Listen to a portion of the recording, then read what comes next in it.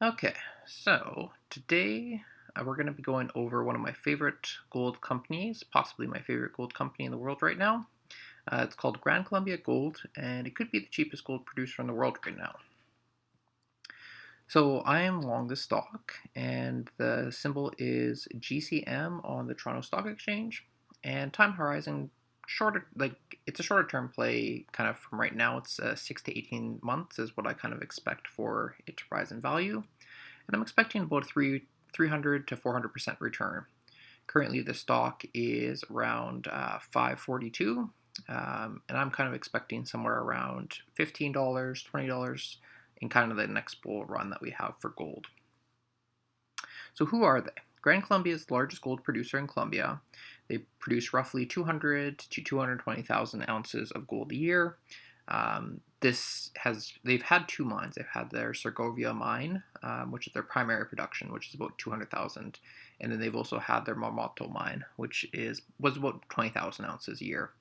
The Marmato mine has been spin off into its own company that was Caldas Gold, but now it's actually Eris Gold, and Gran Colombia actually owns about 45% of that company.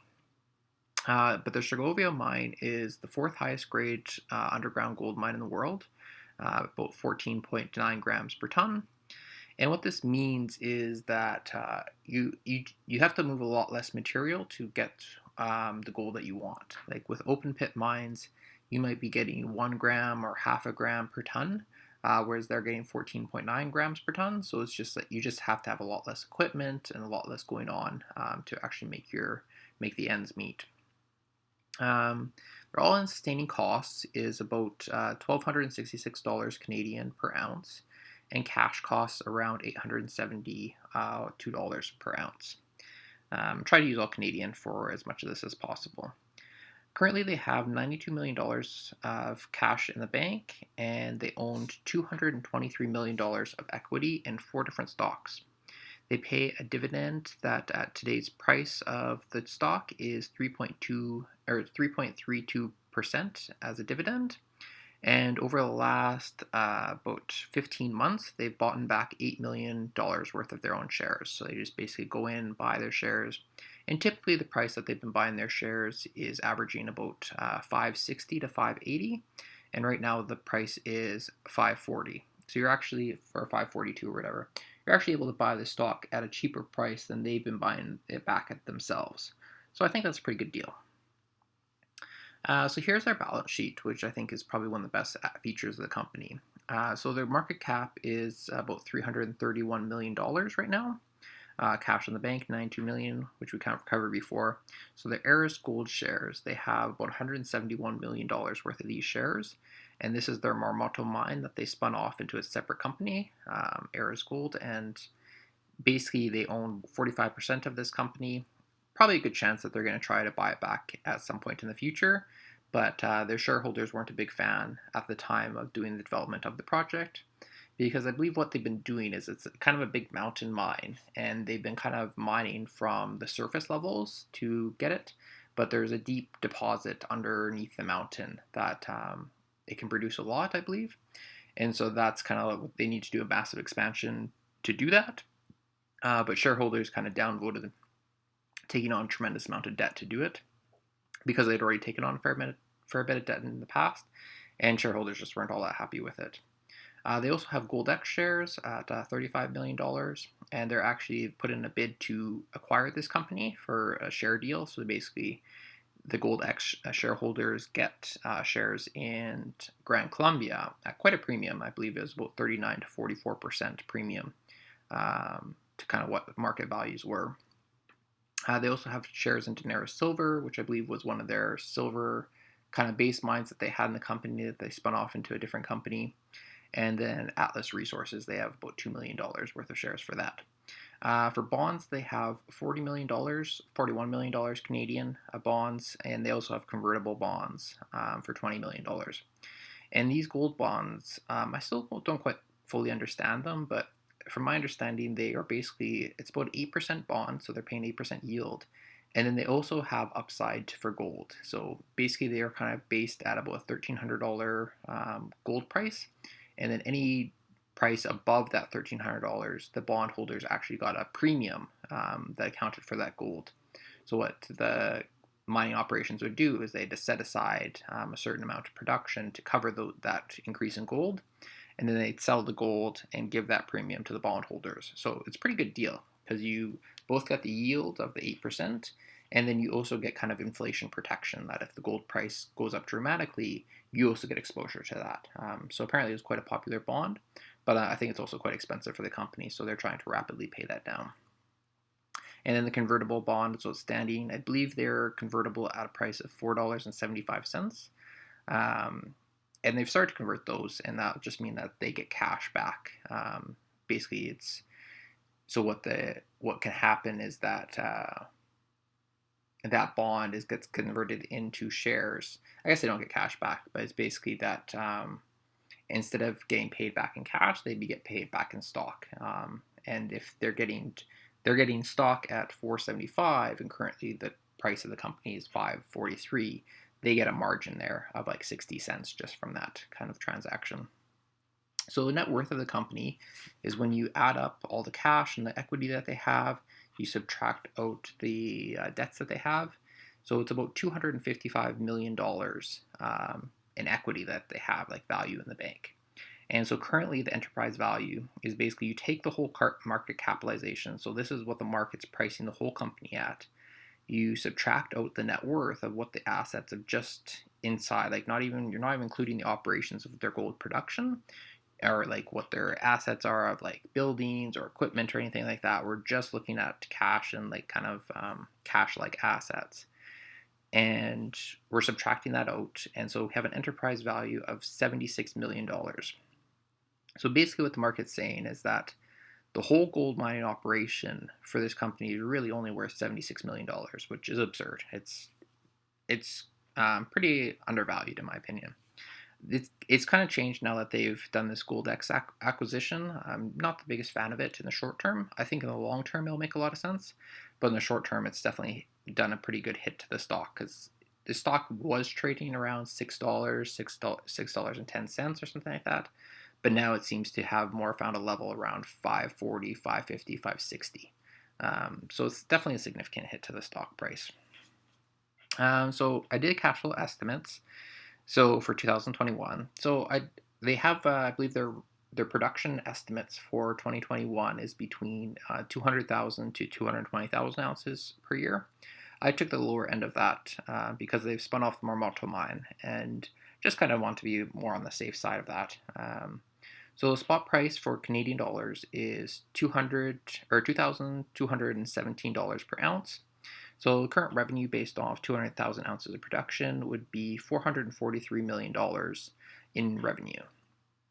I took an all-in sustaining cost, and again in Canadian dollars, of $1,268 per ounce. So the cost for this production would be $253 million per year. So we basically take the projected revenue minus the projected costs, and we've got earnings of about $189 million in earnings for 2021. And then I also took off the tax because I believe the tax rate's about 38%, 33%, somewhere in there. So we have after-tax, just estimated after-tax earnings of $127 million. So if we go back here to our enterprise value, it's like, so we're valuing the company at $76 million once we take out all the assets in there. And this company is going to produce, $189 million kind of in profit, or after tax, like $127 million. It seems extremely undervalued. So I did some PE ratios here, and this is just based off the market capitalization. So forward-looking PE ratio would be 1.75 for before tax, and then 2.61 after tax. And then if we did enterprise value divided by earnings, it's 0.4 or 0.6 after tax. So again, it's like these PE ratios look tremendously undervalued. So a bit about the Segovia operations. They have basically 27 historical producing mine sites on the land, but only 3 of which they're actually using in current production. So this gives space for expansion, and they've also got deals kind of where they have these artisanal miners where this is kind of like individuals who are just going out there mining to make their own money, and then they bring the ore body to the Gran Colombia people, and they basically pay them for that ore body, and then they process it and get the gold out and stuff like that. But they're also tracking what's going on and what kind of grades they're getting, and it's kind of like free exploration work for them that they're just kind of doing. They're basically getting the ore, selling at a fair price, but it's basically the exploration, the information that they're getting from that process is free. And while like locals are getting to make a decent living from this whole process. So for the Segovia operations, they've got 1.43 million ounces of gold in measured and indicated, and 1.21 million ounces of gold in inferred resources. So you're kind of looking at about like 2.6 million ounces overall. So it's pretty small, but that's a tough part with underground mining. Is it's kind of like you don't have you're following the veins of gold, and so it's kind of like you have to be continually drilling, and you're just kind of replacing your mining as you're going. You don't necessarily have a big resource from the outset. So one of the big things that they're paying is they're paying a dividend, and this is 1.5 cents per month Canadian dollars. And so it's a monthly dividend. I quite like it. I get it in my account once a month, and just kind of a nice, for me, it's like $29 or something like that.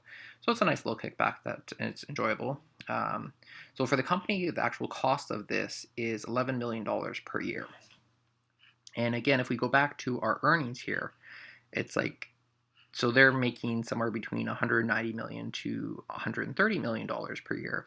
So there's lots of room for this dividend to easily be doubled or tripled or even quadrupled, just based off how things go. It's kind of like once they've paid back these debts, there's going to be lots of room. Like they've already announced that they're going to be paying it back about $10 million of this gold bonds. So it's like once this has been paid off, or once they're comfortable with this, is like they could easily use that $10 million a year to up this dividend. So basically double it or triple it or something like that. So I think that's a dividend that's definitely very sustainable and I could see it being increased. So here's some on the debt repayment. Basically, this was at, I believe, the end of March was the principal amount. We had $32 million in US dollars. Then they naturally paid off $2 million just based on the regular schedule. And then they're going to pay off an extra $10 million as of May 10th. And this is just going to kind of decrease the borrowing costs and kind of be saving more and more of the money for the company itself to be putting into new mines or be putting into the dividend or anything like that. So we have the GoldX deal here. So they tried to do a GoldX acquisition last year as well, where I believe they're trying to do a three-way deal where they got Guyana Goldfields, GoldX, and they basically would do like a kind of a mega merger with it. And the idea was that Guyana Goldfields had a big processing like smelter or something like that, so you could take the ore and process it and turn it into, I believe it's called doré, which is kind of like unrefined gold or whatever. It's like 80% or 90% gold. But what ended up happening with the Guyana Goldfields is that there was kind of like this bidding war for the acquisition of the company. I think Silvercorp was trying to buy for it, and then there's another Chinese company, Xingzong Mining or something like that, that was also buying for it. And so Gran Colombia just pulled out of the deal and just like, okay, we'll just let it go because they're running the price up on this company and it's just not worth it for us. And at this time, you have to remember that the gold industry was a lot hotter than it is now. So prices were just significantly higher. So they've already got about $35 million in shares for the company, which is 18% of the company. And so what they're looking to do is acquire the remaining 78% of the shares. And that would cost the company about $162 million in shares, but it's not actual cash cost. They basically are just going to create additional shares of Gran Colombia, and that's what the GoldX shareholders would receive. So the GoldX project, can't quite remember the name. It's like Tapanya or something like that, or Taproca. So what they have is 7.35 million ounces of measured and indicated resources and 3.15 million ounces of inferred resources. So about 10.5 million ounces overall. And so if we look at the total cost of what that's going to cost Gran Colombia to buy, it's about $18.57 per ounce, and that's including like the shares that they already own. So it's not a true cost, but kind of like what we're paying for the overall deal overall. And so what I've heard from Mark Tusa is that to find gold in the ground, you're usually having to pay about $100 an ounce. Um, and that's with no promise or no guarantee of you actually being able to find that. So to me, it's like, okay, like that's definitely a pretty reasonable proposition. I'm going to pay $18, $19 per ounce in the ground, and I basically know it's there. We've already done all the work. And so GoldX has already invested $187 million into this project over the last 10, 15 years. And it was a very popular project back in kind of like 2010, 2011, when the gold price was very high but just never ended up coming into completion, and then the gold price collapsed and then just kind of lost a lot of its shine. Located in Guyana, which is another country in South Africa, kind of would provide a bit of political risk diversification for Gran Colombia, that they're already in Colombia. So now they're in like a different country, just different kind of risk profile. So basically the market said is that there's a short-term reduction, or this is definitely a reduction in the share value in the short term. And it's kind of like, I believe that Gran Colombia was down about 40 cents per share the day of the announcement, and GoldX was up like 50% or something like that. It was a rough day for me as a shareholder of Gran Colombia. And what this does is it really significantly increases or decreases the enterprise value, depends how you look at it, of Gran Colombia. So what I really liked about Gran Colombia when I first got into it is it had this really extremely low enterprise value. The company is super cheap. But when you basically include GoldX into the project, you get rid of this equity that they have on their balance sheet right here. And then you also dramatically increase this market capitalization because you just issued a bunch of these shares to the GoldX shareholders. So it moves Gran Colombia's enterprise value from $76 million to $273 million, which is really significant. It kind of puts it back more in line with just a regular gold mining company. It doesn't have this significantly undervalued enterprise value. But I think looking back 5 years from now, that this acquisition will make a lot of sense. Right now, gold isn't very popular. A lot of buyers aren't interested in it. It's not something in the market. It's kind of like everybody's talking about cryptos. But I could easily see the gold price going from 1780 right now to 2200 or 2500, maybe 3000.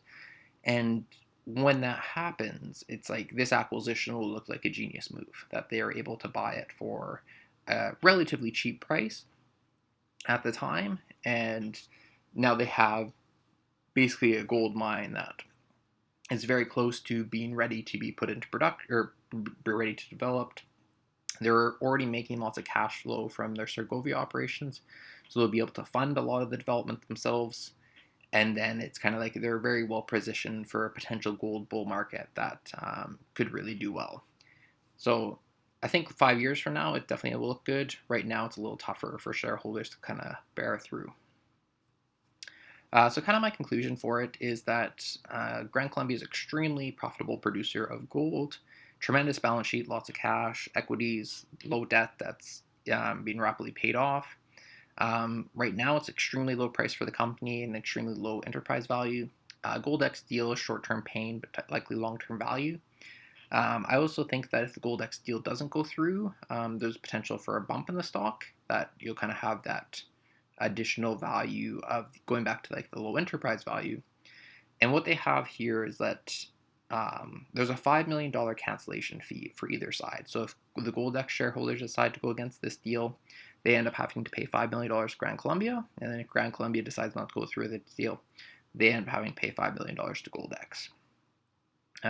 So yeah, it'll be interesting to see what happens with that.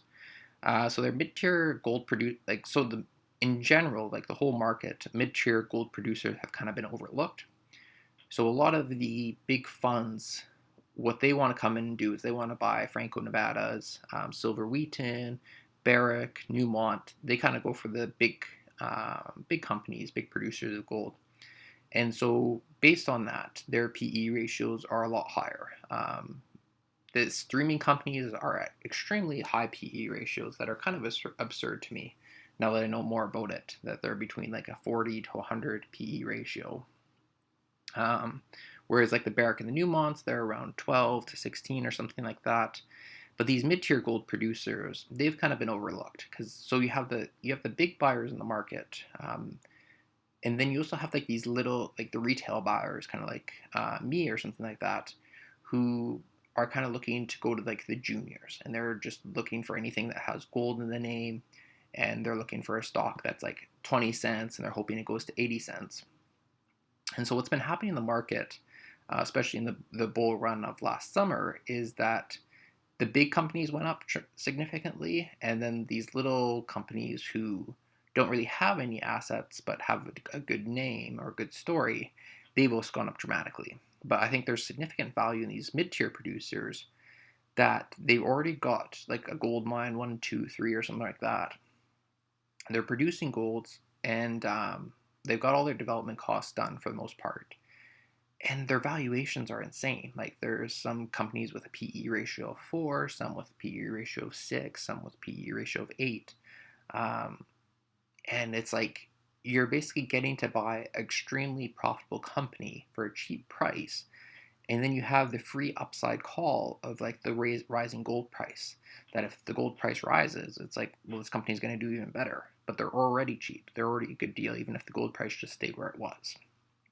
So I think that eventually that's going to change. I'm not sure when, but I think that as the dividends increase for these stocks, a lot of people who are looking for yield because we're in a zero interest rate environment, um, once these dividends start doubling or tripling, and they go from a 3% dividend to a 6% dividend or a 9% dividend, that these companies will likely get bid up so that it comes back to down to like a 3 or 4% dividend based on that price.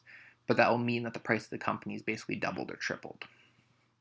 Um, and it also looks like we've seen a double bottom in gold, and the mining stocks have broken out of their 8-month downtrend. So we've seen gold basically hit about the 1685 mark twice, kind of at the end of February, early March, and then again late March. And now we've seen it kind of bounce back, and it seems to have broken out of that trend. And I'm not sure with gold, like we could always see it come back and retest.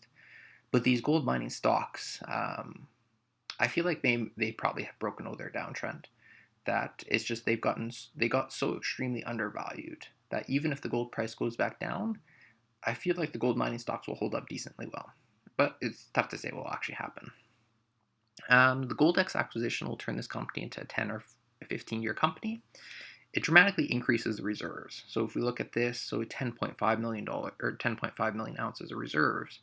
And then if we look at the Segovia operations, we're about like 2.6 million ounces currently.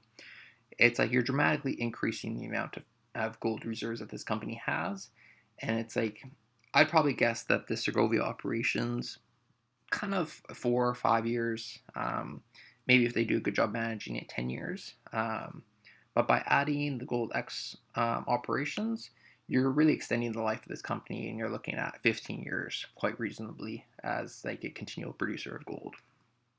And yeah, I just think that this company has easy potential for increasing the dividend and rapid share appreciation. I don't know when that's going to happen, but eventually I feel like this company can just shoot up. And it kind of saw that back in November, December of 2020, when the share price went from about $6 to around $8 or $9. And I think that was primarily based off of Jay Campbell's interview at, I can't remember, like the Vancouver, I can't remember what his company name is, but he does like the conferences and stuff like that. And it was a great presentation, and I think it single-handedly shot that stock up. And so I feel like there's definitely the potential for this stock to do a similar kind of thing, that once the market realizes it, once there's a good story out, that the share price can do a rapid appreciation and revaluation. So yeah, I think that definitely a valuable company. I was a little hurt by the Gold X deal, but it comes with the territory, and I see where it makes sense for them long term. It just kind of hurts the shareholders in the short term. Thanks for watching.